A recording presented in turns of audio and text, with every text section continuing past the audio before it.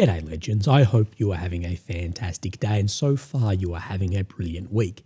Now legends, of course, as always, we do have a lot to go over, but this video may have a fair bit more information than usual. So we're going to look at strikes, we're going to look at events that have occurred over the last 24 hours. Of course, we'll look at the maps, we'll compare maps, but we also need to have a look at the state of the war and how things are shifting and how things that we may put as priority may not be when we zoom out and look larger picture.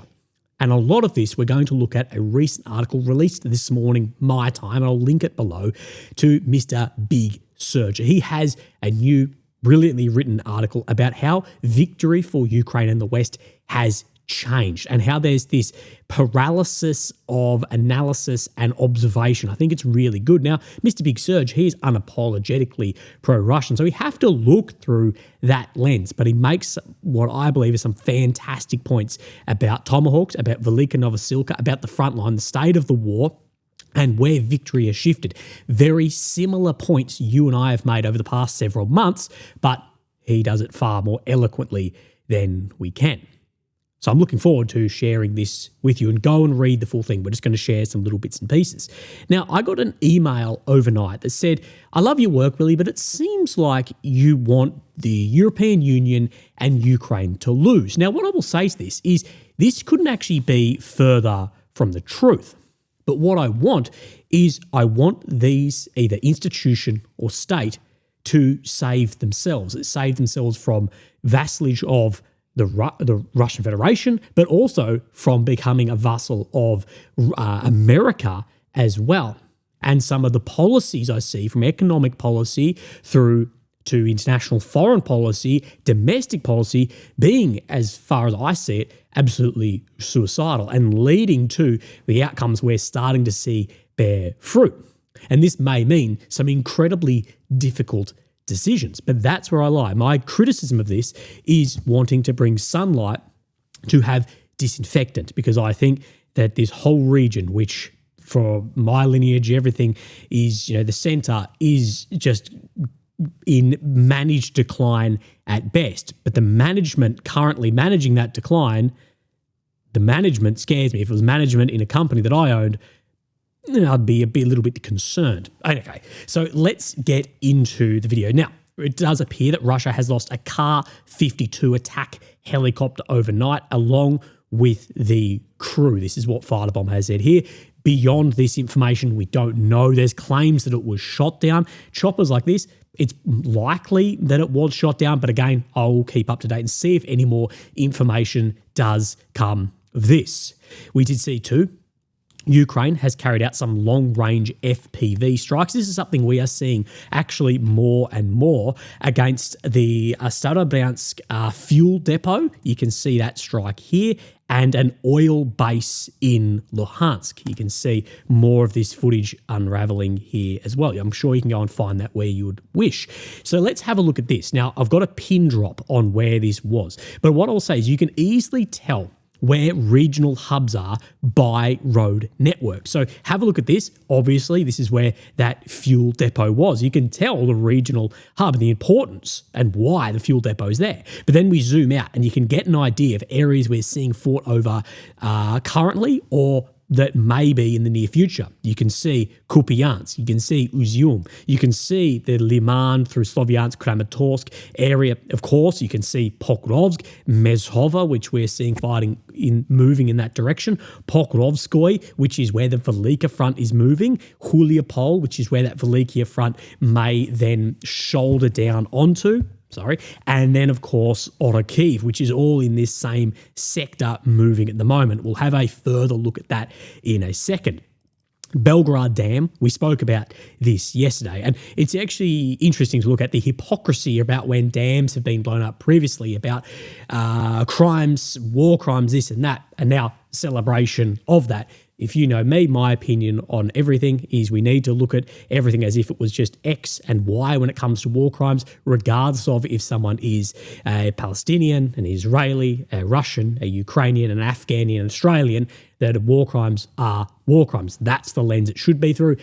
But of course, things from the European Union to the Russian Federation to Israel to the Palestinian Authority, all these, the UN, of course, the ICC, all this is highly politicized and it will never be that way. But AMK shares this. Due to the Belgorod Reservoir Dam breach, the water level downstream towards Russian positions in Volchansk has begun to rise, flooding additional areas. Behind the dam, the water level has receded multiple metres, with attempts underway to slow down the flow. So, of course, this does move very slowly, but can be highly destructive. And that's the Seversky Donetsk River, which, of course, runs all the way from Belgorod through Volchansk, but all the way somewhat down where the front line is sitting. Many have speculated that this could actually be a physical barrier, so Russia pull back in some areas, Ukraine pull back in others, instead of something like Dnieper, but it could be that. But that is critical for water down into Donetsk as well. So speaking of Volchansk, let's have a look here. I just wanted to show you this footage. Now, this geolocation is not outside of the map, so we don't care about the geolocation. This is just in the center of Volchansk. There's a Russian flag going up. But what I wanted to show you is the end of this. This is the amount of destruction in Volchansk. And this is what you get when you've had a year or more of everything from TOS Alpha to hammers to FABs, just leveling everything in here. And this is something that I've spoken of why Volchansk and areas like it are going to be so difficult, is because to actually gain territory and hold territory with it being so leveled is very hard. Okay, so let's have a look at the state of the war, and a message I got of someone who is actually participating actively in this, who went to go and fight, not just talk shit online. So let's have a look at this. From my experience, you've always been 70% plus accurate. And thanks for sticking it to NAFO. They fly under the radar, I guess, for 99% of Ukrainians, but they piss me off the most of all foreigners, and most of the foreigners still around. You hit the nail on the head the other day, that they're anti-Russian more than pro-Ukraine. Of course, what I said was that first and foremost, people should be in this, if you're in this trying to support the war and support Ukraine, the best outcome for Ukraine, not the further, whatever has the further destruction of Russia. And this is why I call out a lot of the hypocrisy around some of these being like, no, we need to funnel way more people into Pokrovsk. Regardless of how that actually looks, they just want that ratio so they can make a post. Anytime I've met with those types in Kyiv, I want to vomit. If I ever mention our losses or problems, I'm either a Russian propagandist or that I have PTSD. So it's very interesting to see the support I actually have from people who are there and not then those online. And so I say, like I said in the beginning, I want the best possible outcome for people in Ukraine, for the Ukrainians. I think a lot of people just want the worst possible outcome for Russia, regardless of the outcome then for Ukraine. And I think after this war that it's not like people in Ukraine are going to become pro-Russian. No, not at all. But I think there'll be a lot more anti-West sentiment going, well, look at what we were left with, the destruction, and you guys use this. You use us and our blood. Now, Mr. Big Surge, again, linked below, has spoken about the state of the war. I think this is important to look at. The effect of attrition can be seen year by year by the shrinking of scope of Ukraine's proactive operations. In 22, Ukraine was able to launch a pair of widely separated offensive, Kharkiv, Kherson. In 23, the single theatre level offensive in the south. Of course, we did see the failure of that. In 24, we got the Kursk operation, smaller, less lavishly equipped than 23. This year, there was no proactive Ukrainian operations at all. It was all reactive. It was not proactive, it was reactive. Even where ground was made, it was still reactive. Ukraine's offensive punch progressively shrinking before disappearing entirely in 25. This year, this was a year of essentially uninterrupted Russian initiative. So from 22, then we saw less in 23, less in 24, and then no proactive offensive in 25. And he makes the argument, and in my opinion, I think correctly, recognising that this serves as a more reliable indicator of the war's true condition and attritional outcomes than the shifting lines on the battlefield maps moving by maybe a few square kilometres per day. We'll get more into that. So let's look actually at the map. Of course, here is Ukraine, the centre of the screen, the capital of Kyiv, the red areas occupied since 22, purple since 2014. And of course, where we're going to be looking is in Pokrovsk. Of course, this area that has been highly enveloped at the moment. No movement shown on this map today. Actually, no movement shown in this on the Suryak maps either. But we do know this envelopment, attrition, holding is then catastrophic. The crisis heading to catastrophe in this sector. Let's have a look at this. War Translated shares this. Now, this is from a private Telegram group, so I couldn't confirm it. He is a pro-Ukrainian large Twitter account sharing this, okay? That's as much as I can get. But Ukrainian journalist, this gentleman, reported that Special Forces of the Defense Intelligence, so GUR, of Ukraine were deployed to Pokrovsk as the situation is approaching a critical point. I think the critical point has been for many months, and it's heading towards a catastrophic point. But he reports this. The situation in Pokrovsk is becoming critical. Special Forces of the GUR have been sent there. Considering the critical situation in Pokrovsk, with the aim of saving the city from Russian occupation, special units have arrived at the hottest defence direction. We have learned that Budanov's order, active military intelligence units, have established interaction with the units of the armed forces of Ukraine. They have begun to carry out combat missions. The SF of the GUR are focused on counter-sabotage work and elimination of enemy groups in Pokrovsk. They managed to infiltrate the city.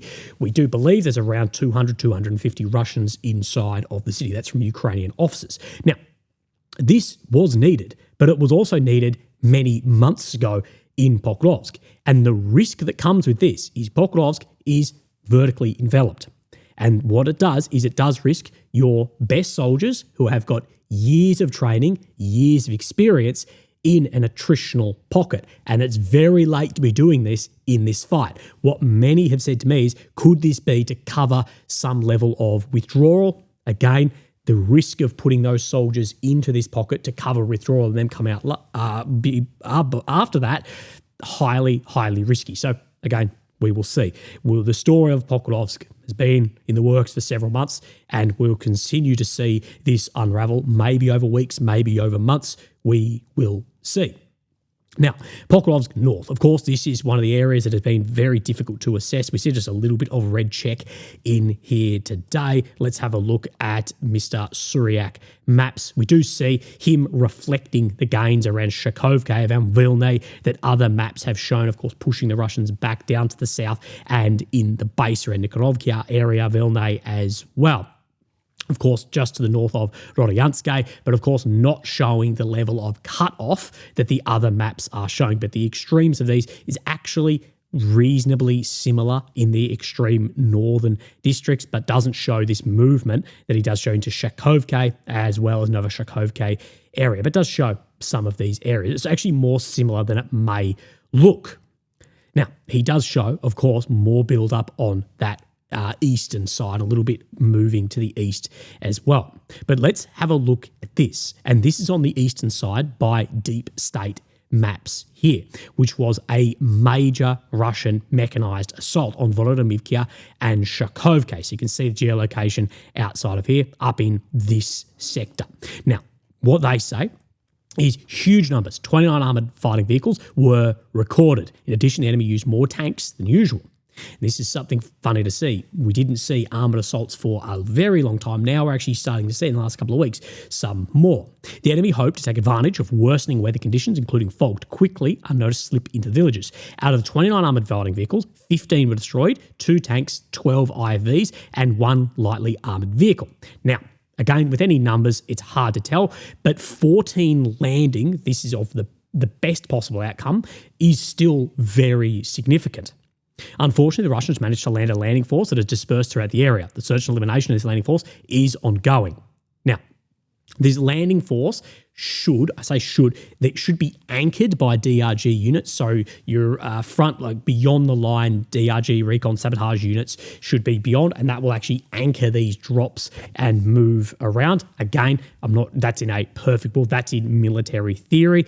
How this actually looks, we don't know. But what the footage they shared shows is they show engineering vehicles being followed by tanks due to the mining. We do see a lot of drone and artillery activity. From my analysis of the footage, we see 4 destroyed vehicles. Other pages, they're reporting that it was actually not just one attack. It was 6 groups of 4 to 5 vehicles, which made it more complex for Ukrainian counters and drone teams to actually intercept these. Now, poor weather will impact a drone more than it will a armoured vehicle or a tank. Now, the success or failure of this will become a lot more known in the coming days if we get map movements and geolocations and map movements reflected across multiple different maps. Okay, an area you need to be familiar with is Udashne, and we see the grey zone heading out through Molodetsk as well. We've spoken a little bit about this, and according to Suryak, it does seem that Russia is looking to push further on this front, breaking into the Dnipropetrovsk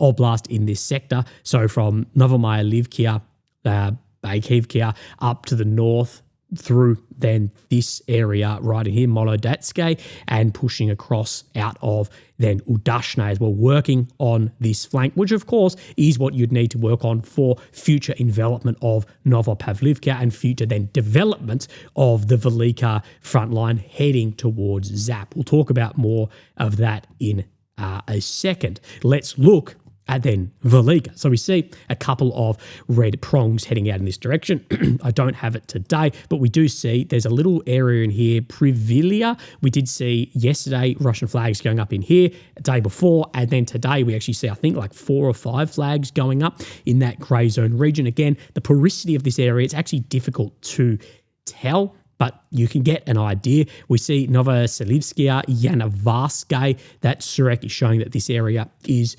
closing up, that Novoselivskaya, Yanovarskaya, after weeks have been recaptured by the Russian forces. We did see some counter actions in here as well. So this front, the main thing you need to take away from this is the continual grind forward on the Velika front.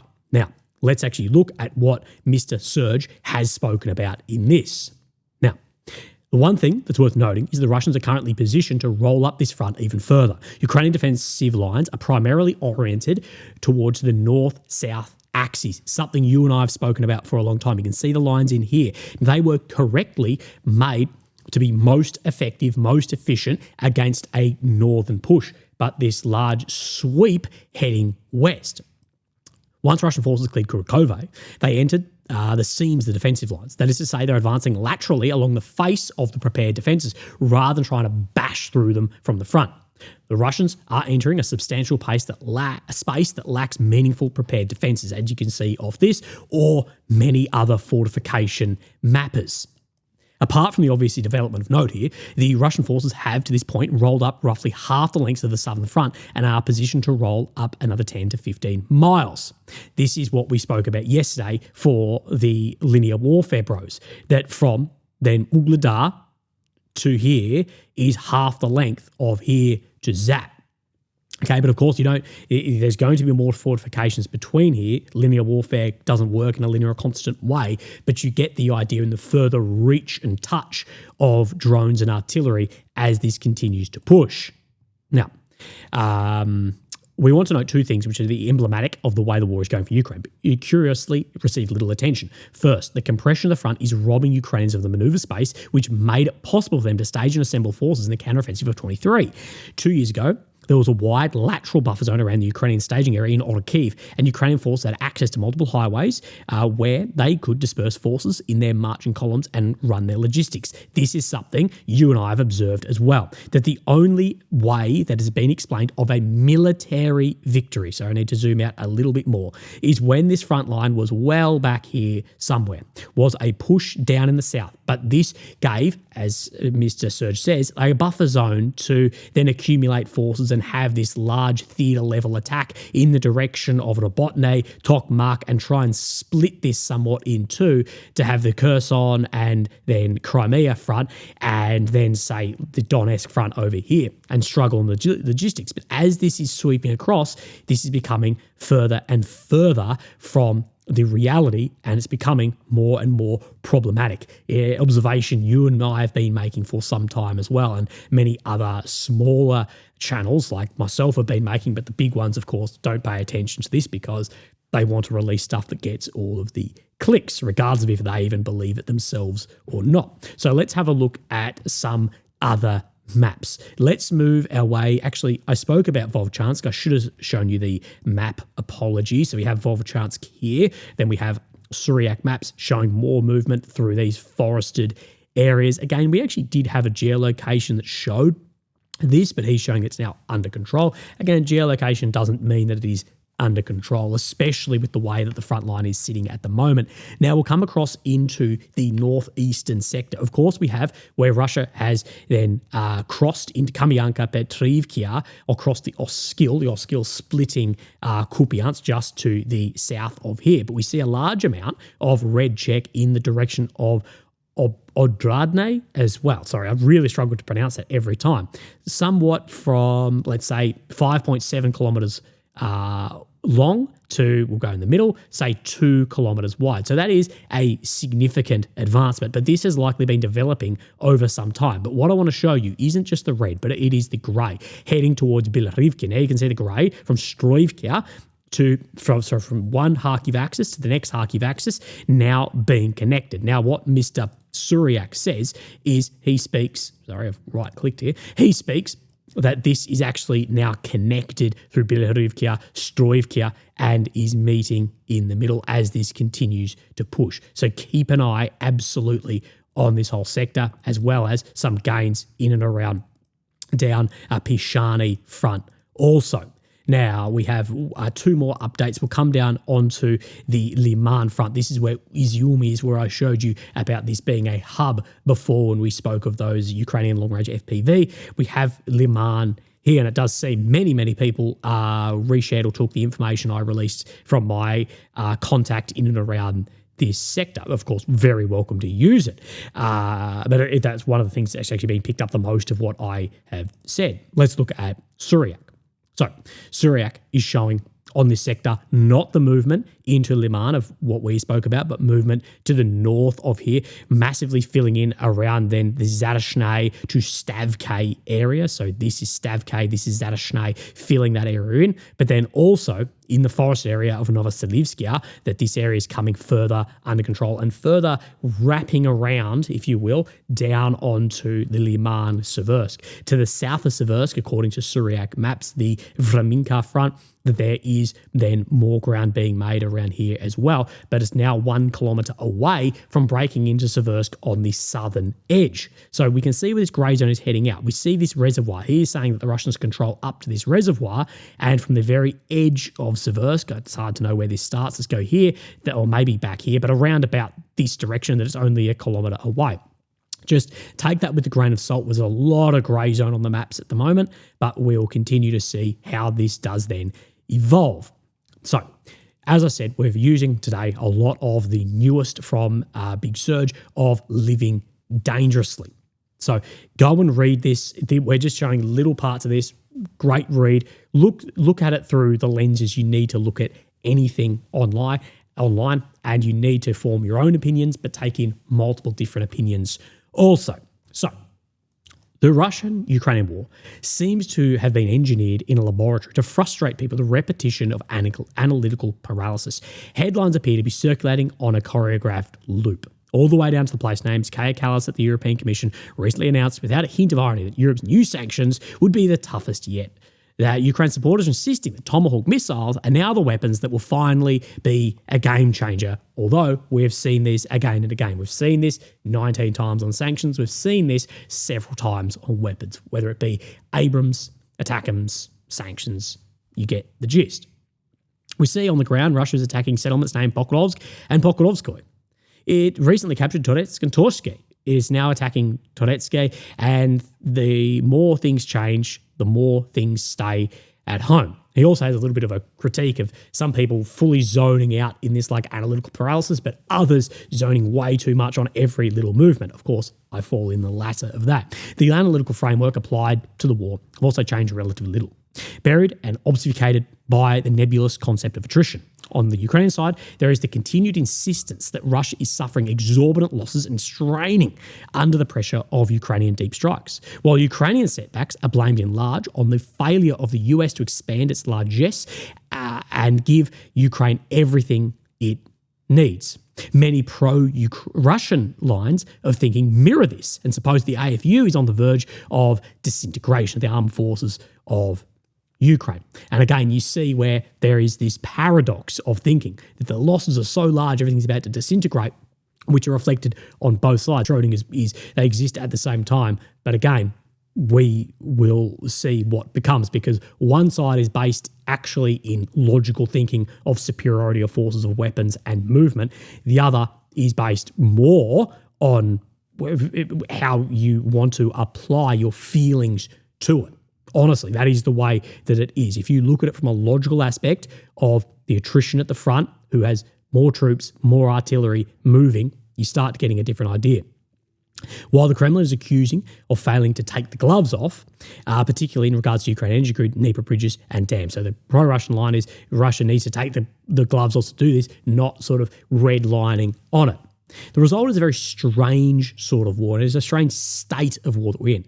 This is an extraordinarily high-intensity ground war. Both armies remain in the field, holding hundreds of miles of continuous front after years of bloody fighting. Both armies are, depending on who you ask, taking unsustainable casualties, which ought to lead to a collapse soon. And I'm seeing more and more posting today that we are right on the verge of a coup in Moscow. And yet, Moscow, Kyiv, and Washington are all, again, depending on who you ask, guilty of failing to take the war seriously enough. All of this maddeningly repetitive, and one could be forgiven for tuning out entirely, this paralysis. Even the diplomatic tango between Trump, Zelensky, and Putin, after delivering and few entertaining moments, failed to really move the needle in any discernible direction. And realistically, there's been no discernible direction movement actually on negotiations. It's so far apart. No one's willing to ratify the front line, ratify the reality. No one's willing to make compromise. And this is the nature of attritional war, is nothing happens relatively, and then everything can happen. You have weeks, you can have years where nothing happens and weeks where decades happen. Now, in lieu of initiative on the ground, and facing slow but relentless rollback of their defences in Donbass, the theory of Ukrainian victory has shifted to an unacknowledged but dramatic way. After years of insisting that it would achieve maximal territorial integrity and an outcome which would require the total and decisive defeat of Russia's ground forces, Ukraine has reframed its path to victory mainly as a process of inflicting strategic costs on Russia that mount until the Kremlin agrees to a ceasefire. 2025 was not a decisive year in the war, but it was also the year Ukraine had not had a ground offensive, and the Russia had been holding then initiative on the front line. You're not going to see singular decisive actions, but this is something you and I have spoken about. The path to victory, or at least being sold, has changed dramatically from winning on the ground to inflicting such high cost on Russia, such high cost that then they will come on their knees begging for an end to the war and roll back all the gain that was made. What I've been saying is we need to be careful that this strategy doesn't bring the whole of Europe actually to their knees through many different sectors. Also, we need to then include China and India and, of course, developing friendships as well. You need to go from the very tactical actions at the front line and movements all the way through operational, strategic, political action, because that is all involved in this war. That's why people find it so interesting. That's why there is such an audience for this war. Consequently, the debate about arming Ukraine has shifted from a conversation about armour and artillery equipment useful for retaking lost territories to a discussion about deep strike weapons like tomahawks, which can be used to shoot Russian oil refineries and energy infrastructure in short, rather than move to prevent Russian forces from achieving immediate operational objectives in the Donbass. Ukraine and its sponsors are now seeking ways to make Russia pay a price such that victory on the ground is no longer worth it. It is unclear whether they have thought about what price Ukraine will pay in exchange. Perhaps they do not care.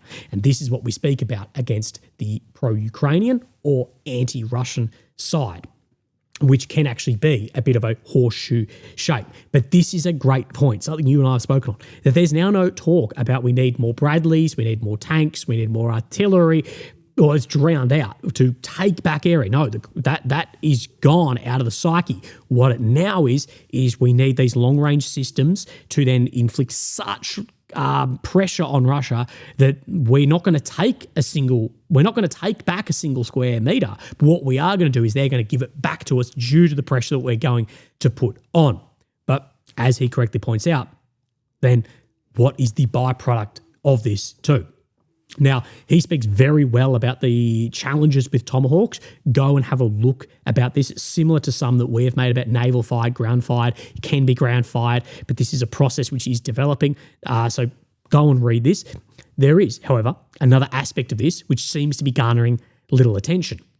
The biggest risk of sending Tomahawks is not that the Ukrainians will blow up the Kremlin and start World War III. The bigger risk the Tomahawks are used and simply Russia just eat the strikes. They struggle with it, but they eat them. Tomahawks are arguably one of the last, if not the last rung on the escalation ladder for the US. Although Ukraine has generally received everything they've asked for, if Tomahawks are consumed without seriously jarring Russian nerves, the last escalatory card will have been played. If Russia perceives that America has reached the limits of its ability to raise costs in the war for Russia, it undercuts the entire premise of negotiations. More simply put, Tomahawks are more valuable as an asset to threaten with. This is something you and I have spoken about massively, is the escalation ladder. That once the card is played, it can be more useful as a card in your deck rather than being played. In my opinion, the actual impact that we have seen F-16s and Abrams, let's not talk about the challenges. I know that one bloke, DeBretton Gordon, has articles still currently, like today, about how challenges have been such a massive success. But these weapons were actually, the outcome of this was likely more useful in the messaging behind this and the support rather than the actual impact on the front. Tomahawks are a massive one of this. If this is like the last week, what's being spoken about beyond Tomahawks? That's the problem, is if Russia see that that's the last rung of the escalation, the entire premise of negotiations that will make things a lot worse for you, that's going to get difficult. That's why we see sanctions, people saying, why not everything sanctioned at once? Because it's stepping up this ladder to try and form the best base of negotiations. But that is, I agree with this. Tomahawks, depending, because it's likely going to be in the dozens, not in hundreds, which would be needed, are probably a more valuable asset to threaten with for forcing negotiations than actually if they are used and absorbed. Again, we will see how the US move on this, but it seems to be the thinking currently in the US administration along those lines. Ukraine's cost to theory of victory.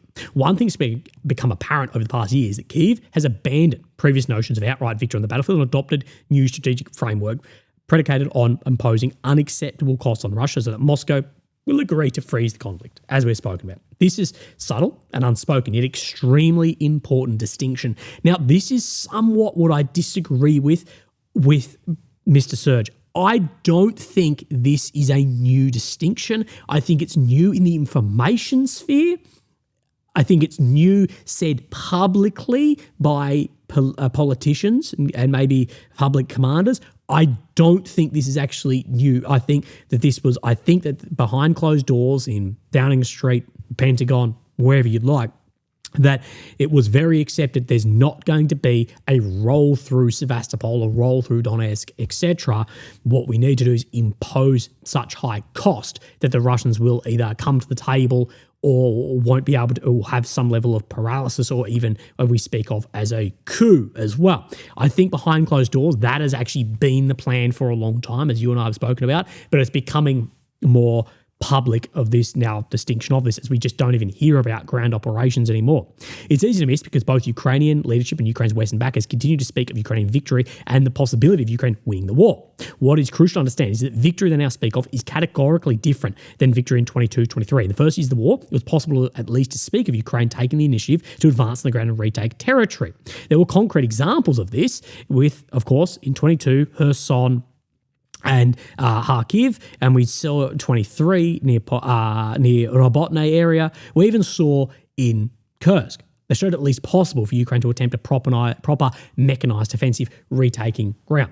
And then he says, below this, instead, Ukraine's victory has been transmogrified to mean essentially that Russia absorbs such exorbitant costs that it agrees to some sort of ceasefire without preconditions. As we've been saying, that what the strategy seems to be now is regardless of what costs Ukraine incur, that what we need to do is pressure Russia so much with long-range strikes that it will have a complete either falling apart of the government, although strategic strikes typically don't do this because a Tomahawk and a Caliber, very similar weapon system.